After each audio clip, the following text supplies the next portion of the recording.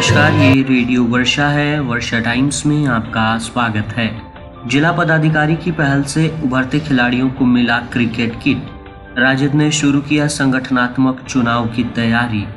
Civil surgeon पर भारी पड़ रहे सीएचसी बैकुंठपुर के डॉक्टर। मिस्र बतरहा बुनियादी विद्यालय में शिक्षक आपस में भिड़े, जांच के आदेश। शहर के शॉपिंग मॉल में बेखौफ बदमाशों ने की ताबड़तोड़ फायरिंग। पेड़ से टकराई पिकअप, युवक की मौत, 2 घायल।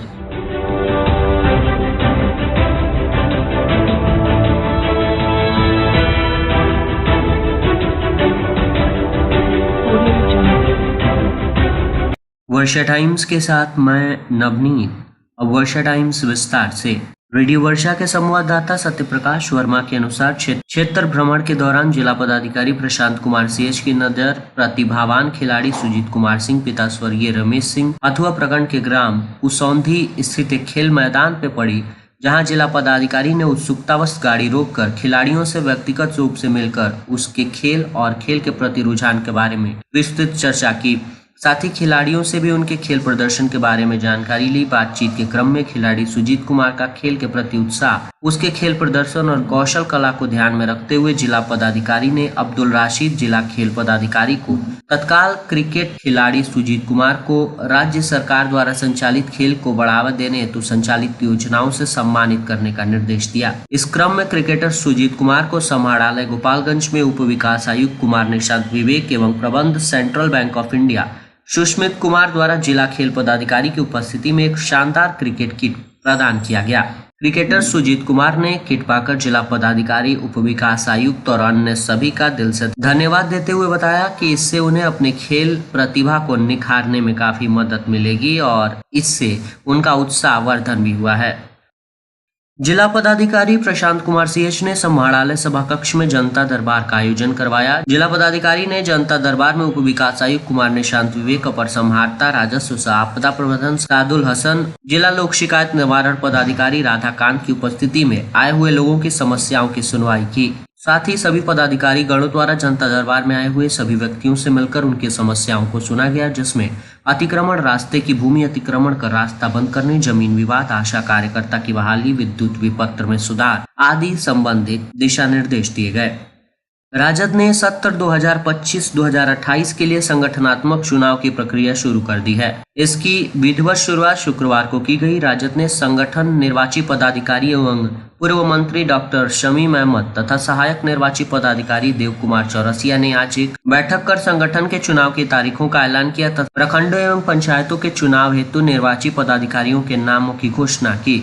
इस संदर्भ में विस्तृत जानकारी देते हुए उन्होंने बताया कि 16 मई से 23 मई तक पंचायतों में पंचायत अध्यक्षों तक का चुनाव संपन्न होगा। इसी प्रकार 24 मई से 29 मई तक सभी प्रखंडों तथा नगर इकाइयों के अध्यक्षों का चुनाव संपन्न करा लिया जाएगा। उन्होंने कहा कि जिला अध्यक्ष का चुनाव 5 जून से 11 जून के बीच होगा। जिले में संगठन चुनाव संपन्न होने के बाद 21 जून को राज्य परिषद की बैठक में प्रदेश अध्यक्ष का चुनाव किया जाएगा। राजद के प्रधान महासचिव इम्तियाज अली भुट्टो ने प्रखंड निर्वाची पदाधिकारी की सूची जारी करते हुए कहा कि बैकुंठपुर में मुकेश राज तथा अजय राय तिवारी और विभिन्न प्रखंडों में अलग अलग निर्वाची पदाधिकारी निर्वाचित किए गए हैं। बैकुंठपुर सामुदायिक स्वास्थ्य केंद्र में पदस्थापित डॉक्टर सिविल सर्जन पर भारी पड़ रहे हैं। इसकी हकीकत शुक्रवार को अस्पताल में मिली, जब डॉक्टर ने कहा कि मैं सिविल सर्जन के किसी भी आदेश को नहीं मानता। सिविल सर्जन के खिलाफ डॉक्टर ने आपत्तिजनक शब्द का प्रयोग भी किया। बता दें कि सामुदायिक स्वास्थ्य केंद्र बैकुंठपुर में पदस्थापित आयुष चिकित्सक शुक्रवार को ड्यूटी पर तैनात सीएचसी के ओपीडी में बैठकर प्राइवेट डॉक्टरों का इलाज किए जाने से संबंधित खबर प्रकाशित हुई थी, जिससे वे नाराज दिख रहे थे। उन्होंने कहा कि सिविल सर्जन से कुछ लोग अस्पताल की शिकायत किए हैं। सिविल सर्जन हम लोगों का कुछ नहीं बिगाड़ेंगे। सिविल सर्जन के आदेश से नहीं, बल्कि हम लोग अपनी मर्जी के हिसाब से अस्पताल चलाते हैं। हमारी मर्जी के खिलाफ आवाज उठाने का अंजाम बुरा होगा। हालांकि बता दें कि बैकुंठपुर के सरकारी अस्पतालों में डॉक्टर अपनी मर्जी से ड्यूटी करते हैं। यहाँ पदस्थापित चिकित्सक सप्ताह में 1 से 2 दिन ही अपना समय देते हैं और तनख्वाह पूरे महीने की लेते हैं। अन्य दिनों वे मुख्यालय से गायब रहते हैं। सीएचसी प्रभारी डॉक्टर अनिल कुमार सिंह सप्ताह में सिर्फ 2 दिन ही अस्पताल में दिखाई देते हैं। इस संबंध में उपस्थित लोगों से बात की गई तो उनका भी यही कहना था कि प्रशासन को इस पर ध्यान देना चाहिए। साथ ही डॉक्टरों की लेट लतीफी से मरीजों को परेशानी का सामना करना पड़ रहा है। मांझागढ़ संवाददाता सुधीर श्रीवास्तव के अनुसार गश्त कर रही मांझागढ़ पुलिस ने गुप्त सूचना पर थाना क्षेत्र शेखपरसा गांव के लक्ष्मण मांझी के यहाँ छापेमारी कर 13 लीटर देसी चुलाई शराब जब्त करने के साथ शराब कारोबारी को हिरासत में लेते हुए उत्पाद अधिनियम के तहत एफआईआर दर्ज कर न्यायिक हिरासत में भेज दिया है। बताते चलें कि गुरुवार की शाम गश्त कर रही मांझागढ़ पुलिस को गुप्त सूचना मिली कि मांझागढ़ थाना क्षेत्र शेखपरसा गांव के स्वर्गीय रमुना मांझी के पुत्र लक्ष्मण मांझी शराब बेच रहे हैं। सूचना मिलते ही पुलिस ने त्वरित कार्रवाई करते हुए गिरफ्तार किया।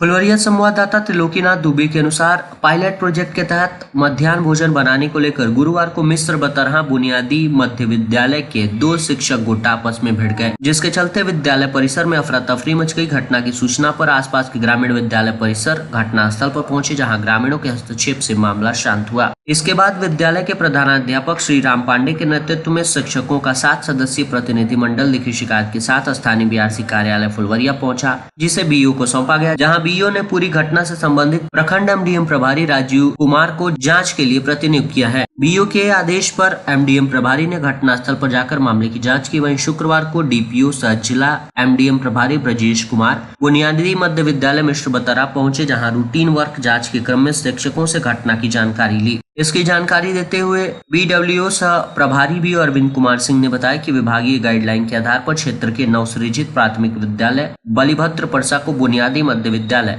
मिस्र बतरहा से संबंध किया गया है, जहां विद्यालय के शिक्षक सहित छात्र छात्रा आ रहे हैं। विद्यालय के मामूली छात्र छात्राओं को मध्याह्न भोजन नहीं मिला, जिसको लेकर शिक्षक गुट आपस में उलझ गए। विद्यालय के प्रधानाध्यापक सहित शिक्षकों ने शिक्षक विनय कुमार पाल सहित अन्य शिक्षकों के विरुद्ध लिखित शिकायत दी है। बता दें कि जांच उपरांत दोषी पाए जाने वाले शिक्षकों के विरुद्ध कार्रवाई की जाएगी। इसके लिए पूर्व पंचायत उच्चतर माध्यमिक विद्यालय मिस्र बतरहा से भी शिक्षकों का गुट प्राचार्य कुमार ब्रजेश के साथ हाथापाई की गई थी, जिसके विरुद्ध जिला शिक्षा पदाधिकारी योगेश कुमार ने जांच के बाद दोषी पाए जाने वाले 2 शिक्षकों पर कार्रवाई की थी।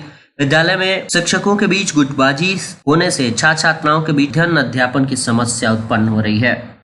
ऑपरेशन सिंदूर और भारतीय सेना के शौर्य को नमन करते हुए गौरवान्वित तिरंगा पदयात्रा का आयोजन कल शनिवार को 9 बजे से किया जाएगा। ये यात्रा मेन स्टेडियम से अंबेडकर चौक, घोष मोड़, पुरानी चौक, मेन रोड, मौनिया चौक, भगत सिंह चौक तक जाएगी।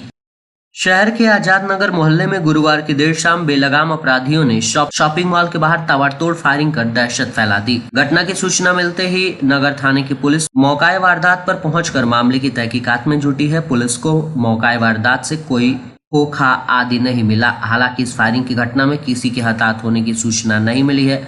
पीड़ित सिवान जिले के बड़हरिया थाने के फाजिल टोला निवासी शॉपिंग मॉल के संचालक कमरे आजम उर्फ सोनू है। मिली जानकारी के अनुसार देर शाम कमरे आजम अपने शॉपिंग मॉल पर बैठे हुए थे, तभी एक बाइक पर सवार 2 बदमाश उनके दुकान के सामने फायरिंग करते हुए चले गए। हालांकि पुलिस की जांच के कुछ ही देर बाद फिर बदमाशों द्वारा दूसरे राउंड की फायरिंग की गई, जिसके बाद मोहल्ले में पूरा दहशत कायम हो गया। नगर थाना अध्यक्ष प्रवीण प्रभाकर ने बताया कि पुलिस एक बिंदु पर जांच शुरू कर दी है। घटना के अगल बगल लगे सीसीटीवी फुटेज पुलिस खंगाल रही है। हालांकि थाना अध्यक्ष ने बताया कि प्रथम दृष्टया मामला जमीन के विवाद से जुड़ा हुआ पाया गया है। फिलहाल पुलिस पूरे मामले की जांच कर रही है। पुलिस सिवान गोपालगंज के कई संदिग्ध इलाकों में छापेमारी करते हुए अपराधियों की तलाश शुरू कर दी है। बताया जा रहा है कि पीड़ित के गाँव में जमीन को लेकर पुराने विवाद के कारण ये हमला हुआ है, जिसमें मुकदमा उठाने को लेकर बातचीत चल रही थी। इसी दुश्मनी में जानलेवा हमला हुआ। गोलीबारी के बाद भागते समय बाइक सवार दोनों अपराधियों की तस्वीर पास के सीसीटीवी कैमरे में कैद हो गई है। राष्ट्रीय डेंगू दिवस के अवसर पर सदर अस्पताल के सभागार में शुक्रवार को जागरूकता कार्यक्रम का आयोजन किया गया। इस दौरान एएनएम, आशा कार्यकर्ता, आशा फैसिलिटेटर एवं बड़ी संख्या में स्वास्थ्य कर्मी, साथ ही रेडियो वर्षा के प्रतिनिधि भी मौजूद रहे। इस जागरूकता कार्यक्रम में डेंगू रोग की रोकथाम, लक्षण, उपचार एवं बचाव के उपायों पर विस्तृत जानकारी दी गई। डीएमओ डॉक्टर सुषमा शरण ने बताया कि डेंगू मच्छर जनित बीमारी है, जिसकी रोकथाम के लिए स्वच्छता ही सबसे प्रभावी उपाय है।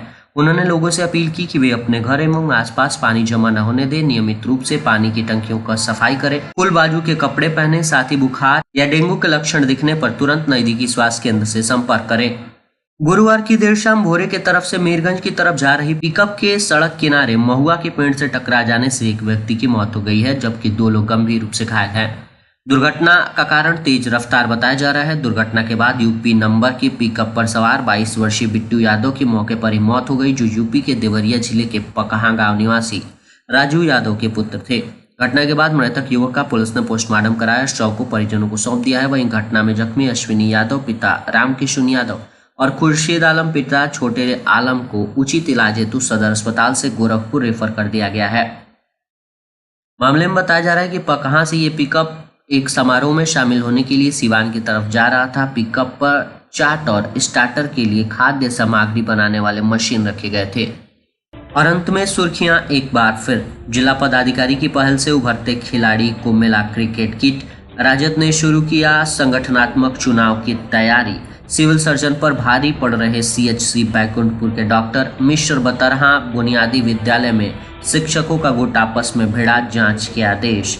शहर के शॉपिंग मॉल में बेखौफ बदमाशों ने की ताबड़तोड़ फायरिंग और भीड़ से टकराई पिकअप, युवक की मौत, 2 घायल। वर्षा टाइम्स का ये अंक यहीं समाप्त हुआ। नमस्कार।